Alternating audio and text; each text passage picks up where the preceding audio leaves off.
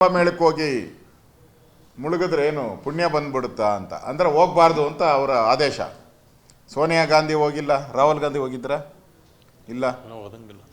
ಸೋನಿಯಾ ಗಾಂಧಿ ಇಲ್ಲ, ರಾಹುಲ್ ಗಾಂಧಿ ಇಲ್ಲ, ಪ್ರಿಯಾಂಕಾ ವಾದ್ರಾ ಇಲ್ಲ. ಖರ್ಗೆ ಅವರ ಮಾತನ್ನು ಧಿಕ್ಕಾರ ಮಾಡಿ ಡಿ ಕೆ ಶಿವಕುಮಾರ್ ಅವರು ಕುಟುಂಬ ಸಮೇತರಾಗಿ ಹೋಗಿದ್ರು. ಅವರು ಇಡೀ ಕುಟುಂಬ ಹೋಗಿ ಕುಂಭಮೇಳದಲ್ಲಿ ಮುಳುಗಿ ಬಂದಿದ್ದಾರೆ. ಈಗಾಗಲೇ ಪ್ರಧಾನಮಂತ್ರಿಯವ್ರನ್ನೂ ಕಳೆದ 2 ತಿಂಗಳಿಂದ ಪ್ರಧಾನಮಂತ್ರಿಯವ್ರನ್ನೂ ಹೋಗಿ ಭೇಟಿ ಮಾಡಿದ್ದಾರೆ ಡಿ ಕೆ ಶಿವಕುಮಾರ್ ಅವರು. ಈಗ ಈಶಾ ಫೌಂಡೇಶನ್ ಅಲ್ಲಿ ಕಾರ್ಯಕ್ರಮಕ್ಕೆ ಹೋಗ್ತಾ ಇದ್ದಾರೆ, ಹೋಗಿದ್ದಾರೆ. ಅದು ಅವರ ಮನೋ ಇಚ್ಛೆ, ಅದು ಏನು ಅವ್ರ ಮನೋ ಇಚ್ಛೆಗಳಿದೆ ಒಳಗಡೆ ಏನು ಗೊತ್ತಿಲ್ಲ. ಅವ್ರು ಯಾಕೆ ಹೋಗ್ತಾ ಇದ್ದಾರೆ ಏನು ಅನ್ನೋದು ಅವರೇ ಒಬ್ಬರಿಗೆ ಗೊತ್ತಿರೋ ಅಂಥದ್ದು. ಅದಕ್ಕೆ ಅವ್ರ ಪಾರ್ಟಿಯ ವಿಚಾರ, ಅದು ಅವ್ರದ್ದು ವೈಯಕ್ತಿಕ, ಡಿ ಕೆ ಶಿವಕುಮಾರ್ ಅವರ ವೈಯಕ್ತಿಕ ಮತ್ತು ಅವರ ಪಾರ್ಟಿಯ ಇನ್ನರ್ ಫೈಟ್ ಅದು. ಅದಕ್ಕೂ ನಮಗೂ ಏನು ಸಂಬಂಧ ಇಲ್ಲ. ಆದರೆ ನಾವು ಸನ್ಮಾನ್ಯ ನಮ್ಮ ನಾಯಕರಾದಂಥ ಅಮಿತ್ ಶಾ ಅವರು ಹೋಗೋದು ಅದು ರೆಗ್ಯುಲರ್ ಪ್ರೋಸೆಸ್. ಅದರಲ್ಲಿ ಏನು ಯಾರು ಕಾಮೆಂಟ್ ಏನಾರು ಮಾಡಿದಾರಾ? ಯಾರೂ ಇಲ್ಲ. ಎಲ್ಲ ಅಪ್ರಿಷಿಯೇಟ್ ಮಾಡ್ತಾ ಇದ್ದೀರಿ, ನಾವು ಹೋಗಿರೋದಕ್ಕೆ ನಾವು ಅಪ್ರಿಷಿಯೇಟ್ ಮಾಡ್ತಾ ಇದ್ದೀರಿ. ಆದರೆ ಕಾಂಗ್ರೆಸ್ ಪಾರ್ಟಿಯಲ್ಲಿ ಈ ಕರಿ ಬೆಕ್ಕನ ಥರ ಎಲ್ಲ ಕಡೆ ಈಗ ಬೆಕ್ಕು ಅಡ್ಡ ಹೋತಾನೆ ಇದೆ. ಡಿ ಕೆ ಶಿವಕುಮಾರ್ ಎಲ್ಲೋದ್ರೂ ಕರಿ ಬೆಕ್ಕುಗಳು ಅಡ್ಡ ಹೋತಾವೆ. ಈಗ ಇಷ್ಟು ದಿನ ಕರ್ನಾಟಕದಲ್ಲಿ ಕರಿ ಬೆಕ್ಕುಗಳ ಕಾಟ ಇತ್ತು. ಈಗ ಆಲ್ ಇಂಡಿಯಾ ಲೆವೆಲಲ್ಲೂ ಆಲ್ ಇಂಡಿಯಾ ಜನರಲ್ ಸೆಕ್ರೆಟರಿನೇ ಈ ಕಾಟ, ಕರಿ ಬೆಕ್ಕುಗಳ ಕಾಟ ಆಗಿದೆ. ಯಾಕೋ ಗೊತ್ತಿಲ್ಲ, ಡಿ ಕೆ ಶಿವಕುಮಾರ್ಗಳಿಗೂ ಈ ಬೆಕ್ಕಿನ ಕಾಟಕ್ಕೂ ಯಾಕೋ ಸಂಬಂಧಗಳು ಕೂಡಿ ಬರ್ತಾ ಇದೆ. ಒಳ್ಳೇದಕ್ಕೆ ಬರ್ತಾ ಇದೆಯೋ ಕೆಟ್ಟದಕ್ಕೆ ಬರ್ತಾ ಇದೆಯೋ ಗೊತ್ತಿಲ್ಲ. ಒಟ್ಟಾರೆ ಅಡ್ಗಾಲಂತೂ ಆಗ್ತಾ ಇದ್ದಾರೆ. ಅದಕ್ಕೆ ಡಿ ಕೆ ಶಿವಕುಮಾರ್ ಅವರ ವೈಯಕ್ತಿಕ ತೀರ್ಮಾನ ಕುಂಭಮೇಳದಲ್ಲಿ ಮುಳುಗುವಂಥದ್ದು, ಪ್ರಧಾನಮಂತ್ರಿಗಳನ್ನು ಭೇಟಿ ಮಾಡುವಂಥದ್ದು, ಗೃಹ ಸಚಿವರನ್ನ ಈಶಾ ಫೌಂಡೇಶನಲ್ಲಿ ಒಂದು ಫುಲ್ ಡೇ ಅಲ್ಲೇ ಇರ್ತಾರೆ, ಭೇಟಿ ಮಾಡುವಂಥದ್ದು, ಅದು ಅವರ ವೈಯಕ್ತಿಕ. ಅವರ ಪಾರ್ಟಿಯ ಶಿಸ್ತೇನಿದೆ ಅದರ ಮೇಲೆ ಕಾಂಗ್ರೆಸ್ ಅವರು ಏನು ಬೇಕಾದರೂ ಕ್ರಮ ತೆಗೆದುಕೊಳ್ಬೋದು. ನಮ್ಮದೇನು ಅದು ವೈಯಕ್ತಿಕ, ನಮ್ಮದು ನಾವು ಅದರ ಬಗ್ಗೆ ನೋ ಕಾಮೆಂಟ್ಸ್. ಆ ಕರಿಬೆಕ್ಕುಗಳ ಬಗ್ಗೆ ಡಿ ಕೆ ಶಿವಕುಮಾರ್ ಅವರು ಕಾಮೆಂಟ್ ಮಾಡ್ಬೋದು, ನಾವಂತೂ ಕಾಮೆಂಟ್ ಮಾಡಲ್ಲ. ಸರ್, ಬಿಜೆಪಿ ಸೇರ್ಪಡೆ ಈ ಥರ ವದಂತಿ ರಾಷ್ಟ್ರ ಮಟ್ಟದಲ್ಲೇ ಶುರುವಾಗ್ಬಿಟ್ಟಿದೆ. ನೋಡಿ, ಡಿ ಕೆ ಶಿವಕುಮಾರ್ ಕ್ಯಾರೆಕ್ಟರ್ ಎಲ್ಲರಿಗೂ ಗೊತ್ತಿರೋದೆ. ಅಷ್ಟು ಧೈರ್ಯವಾಗಿ ಎಲ್ಲ ಕಾಂಗ್ರೆಸ್ ನಾಯಕರ ಮುಂದೆ ವಿಧಾನಸಭೆಯಲ್ಲೇ ಒದ್ದು ಕಿತ್ಕೊಂತೀನಿ ನಾನು ಅಂತ ಹೇಳಿದಾಗೂ ಕೂಡ ಕಾಂಗ್ರೆಸ್ ಅವರು ಏನು ಮಾತಾಡಿದ್ರು? ಏನು ಮಾತಾಡಿಲ್ಲ. ಅದರಿಂದ ಕಾಂಗ್ರೆಸ್ಸಲ್ಲಿರುವಂಥ ಈ ಗುಂಪುಗಾರಿಕೆ ಆಲ್ ಇಂಡಿಯಾ ಲೆವೆಲಲ್ಲೇ ಹೊರಬರ್ತಾ ಇದೆ. ಈಗ ಖರ್ಗೆ ಅವರ ಹೇಳಿಕೆ ಆದಮೇಲೂ ಕೂಡ ಆಲ್ ಇಂಡಿಯಾ ಲೆವೆಲಲ್ಲೇ ಈ ಥರ ಸಂಘರ್ಷಗಳು ಬರ್ತಾ ಇದೆ. ನಾನು ಮುಹೂರ್ತ ಕೊಟ್ಟಿದ್ದೀನಲ್ಲ, ನವೆಂಬರ್ 15, ನವೆಂಬರ್ 16.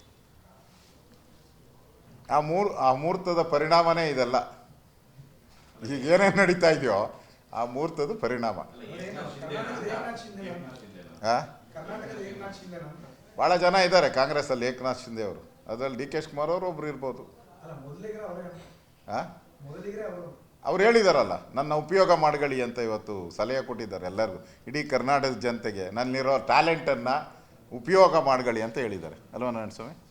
ನನ್ನಿರೋ ಟ್ಯಾಲೆಂಟ್, ನನ್ನಿರೋ ಎಬಿಲಿಟಿ ಉಪಯೋಗ ಮಾಡ್ಕೊಳ್ಳಿ ಅಂತ ಇಡೀ ರಾಜ್ಯದ ಜನತೆಗೆ ಕೊಟ್ಟಿದ್ದಾರೆ. ಅವ್ರು ಯಾರ್ಯಾರು ಕೊಟ್ಟಿದ್ದಾರೆ ಅಂತ ಈಗ ಹುಡುಕ್ಬೇಕು ಡಿಕ್ಷನರಿಯಲ್ಲಿ. ನಾವು ಡಿಕ್ಷನರಿ ತೆಗೆದು ಹುಡುಕ್ಬೇಕು ಅವ್ರು ಹೇಳಿದ್ಮೇಲೆ. ನಿನ್ನೆ ಪ್ರೆಸ್ ಮೀಟಲ್ಲಿ ಹೇಳ್ತಾ ಇದ್ರು, ನನಗೆ ಬೇರೆ ರಾಜ್ಯದಲ್ಲಿ ಚುನಾವಣಾ ಸಂದರ್ಭದಲ್ಲಿ ಕರೀತಾರೆ, ಬಟ್ ಬೇರೆಯವ್ರು ಕರೆಯಲ್ಲ, ನನಗೆ ಮಾತ್ರ ಕರೀತಾರೆ, ಅದ್ರ ಶಕ್ತಿ ನನಗಿದೆ ಅಂತ. ಅದು ಯಾರಿಗೆ ತಿರುಗೇಟು ಕೊಟ್ಟಾಗ? ಅಂದರೆ ಸಿದ್ದರಾಮಯ್ಯನವ್ರಿಗೆ ಆ ಶಕ್ತಿ ಇಲ್ಲ. Siddaramaiah weak CM. ಅವ್ರನ್ನ ಯಾವ ರಾಜ್ಯದಲ್ಲಿ ಮೂಸಿ ನೋಡಲ್ಲ, ಕರೆಕ್ಟಾ? ಮೂಸಿ ನೋಡಲ್ಲ. ಯಾವ ರಾಜ್ಯದವ್ರು ಮೂಸ್ ನೋಡಲ್ಲ. ನಾನು ಒಂಥರ ಶ್ರೀಗಂಧ ಇದ್ದಂಗೆ. ಅದಕ್ಕೆ ಎಲ್ಲ ನನ್ನ ಕರೀತಾರೆ.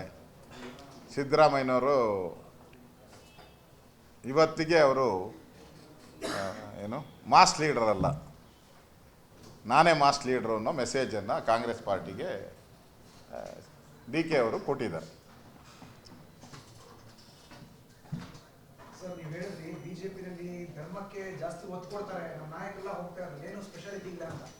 ತಾವು ರಾಜ್ಯದ ವಿಪಕ್ಷ ನಾಯಕರು ಸರ್, ವಿಧಾನಸಭೆಯಲ್ಲಿ ವಿಧಾನ ಪರಿಷತ್ ವಿಪಕ್ಷ ನಾಯಕರು ಇದ್ದಾರೆ. ಅವರು ಮಹಾಕುಂಭ ಮೇಳಕ್ಕೆ ಹೋಗಿದ್ರು, ತಾವು ಕುಂಭ ಮೇಳಕ್ಕೆ ಹೋಗಿಲ್ಲ. ಅವರು ಕೆಪಿಸಿಸಿ ಅಧ್ಯಕ್ಷರು, ಅವರು ಹೋಗ್ತಾರೆ ಕುಂಭಮೇಳದಲ್ಲಿ ಭಾಗಿಯಾಗ್ತಾರೆ. ಅಂದ್ರೆ ಎಲ್ಲೋ ಒಂದ್ ಕಡೆ ತೆರೆಮರೆಯಲ್ಲಿ ನವೆಂಬರ್ 16ಕ್ಕೆ ನೀವೆಲ್ಲರೂ ಸೇರಿ ಮಾತುಕತೆ ಆಡ್ಕೊಂಡಿದ್ದೀರಿ ಸರ್. ನೋಡಿ, ನಮ್ಮ ಎದೆ ಬಗದ್ರೂ ಹಿಂದುತ್ವನೇ ಬರೋದು, ನಮ್ಮ ರಕ್ತದ ಒಂದೊಂದು ಕಣನೂ ಹಿಂದುತ್ವನೇ. ಅದಕ್ಕೆ ಹೆಂಗೆ ಪೂಜೆ ಮಾಡಬೇಕು, ಯಾಕೆ ಪೂಜೆ ಮಾಡಬೇಕು ಅಂತ ನಮ್ಮ ಇಂಡಿವಿಜುವಲ್ ವಿಚಾರ ಅದು. ಈಗಾಗಲೇ ನಮ್ಮ ಮನೆಯಲ್ಲಿ ನನ್ನ 2 ಮಕ್ಕಳು ಹೋಗಿ ಬಂದಿದ್ದಾರೆ. ನಮ್ಮ ಶ್ರೀಮತಿಯವರು ಈಗ ಹೋಗ್ತಾ ಇದ್ದಾರೆ. ಸೊ ಅಲ್ಲಿಂದನೇ ನಾನು 3-4 ಬಾರಿ ನೀರು ತರಿಸ್ಕೊಂಡು, ನೆನ್ನೆನೂ ಶಿವರಾತ್ರಿ ದಿನನೂ ಕೂಡ ನೀರು ತರಿಸ್ಕೊಂಡಿದ್ದೀನಿ. ನಾನು ಇಲ್ಲೇ ಸ್ನಾನ ಮಾಡಿದ್ದೀನಿ. ಅಲ್ಲೇ ನಾರಾಯಣ ಸ್ವಾಮಿಯವರು ಅಲ್ಲೇ ನನಗೆ ಹೋಗಿ ಅಲ್ಲಿಂದನೇ ಫೋನ್ ಮಾಡಿದರು. ನಾರಾಯಣ ಕೇಳಿ ಇಲ್ಲೇ ಇದ್ದಾರೆ. ಮುಳುಗೋ ಹೋಗಿ ನಾನು ಫೋನ್ ಮಾಡಿದರು, ಅಣ್ಣ ನಿಮ್ಮ ಹೆಸರು ಹೇಳಿ ಮುಳುಗ್ತಾ ಇದ್ದೀನಿ, ನೀನು ಒಳ್ಳೇದಾಗಲಿ ಅಂತಂದರು. ನಿಜ, ಚೆಕ್ ಮಾಡಿ, ಆ ಟೈಮಿಂಗ್ಸ್ ಎಲ್ಲ ಬೇಕಾದ್ರೆ ಚೆಕ್ ಮಾಡ್ಕೊಳ್ಳಿ. ನಾನೇ ಇಲ್ಲಿ ಇದ್ದೀನಲ್ಲ ಹೇಳಕ್ಕೆ. ಹಾಂ, ಇಲ್ಲೇ ಇದೆ. ಹಾಂ, ಒಳ್ಳೇದಾಗಲಿ ಅಂತ, ಒಳ್ಳೇದಾಗಲಿ ಅನ್ನೋದು ದೃಷ್ಟಿಯಿಂದ ಹೇಳಿದರು. ಅದರಿಂದ ಇನ್ನೇನು ಬೇಕು? ನಮ್ಮ ಮನೆಯವರು ಹೋಗಿದ್ದಾರೆ, ನಮ್ಮ ವಿಪಕ್ಷ ನಾಯಕರು ಹೋಗಿದ್ದಾರೆ, ಅವ್ರ ಪರವಾಗಿ ನಾನೇ ಹೋಗಿದ್ದಾರೆ. ಹೋಗಿದ್ದಾರೆ. ಅವಕಾಶ ಬಂದಾಗ ನಾವು ಹೋಗ್ತೀರಿ. ನಾನೇನು ಅಯೋಧ್ಯೆ ಮೂಲ ರಾಮ, ಆ ಸಂದರ್ಭದಲ್ಲೇ ನಾನು ಹೋಗಿ ಬಂದಿದ್ದೀನಿ. ನಾನು ಪ್ರಶ್ನೆನೇ ಇಲ್ಲ.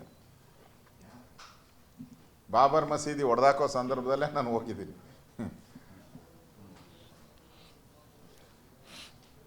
ಓಕೆ, ಅಂದ್ರೆ ಈಗ ಅವ್ರ ಪಾರ್ಟಿಗೆ ಬಂದ್ರೆ ಕರ್ಕೊಂತೀರಾ, ಹೋಗ್ಲಿ ನೇರವಾಗಿ ಹೇಳಿ. ಫಸ್ಟು ಕಾಂಗ್ರೆಸ್ ಅವರು ಅವ್ರನ್ನ ಹೊರಗಾಕ್ತಾರೆ, ಅದನ್ನು ಯೋಚನೆ ಮಾಡಲಿ, ಆಮೇಲೆ ಮುಖ್ಯದ್ದು ನಾವು. ನೋಡೋಣ ರೇ. ಜ್ಯೋತಿಷ್ಯ ಯಾಕೆ ಹೇಳಿ, ಈಗ ಹೇಳಿ.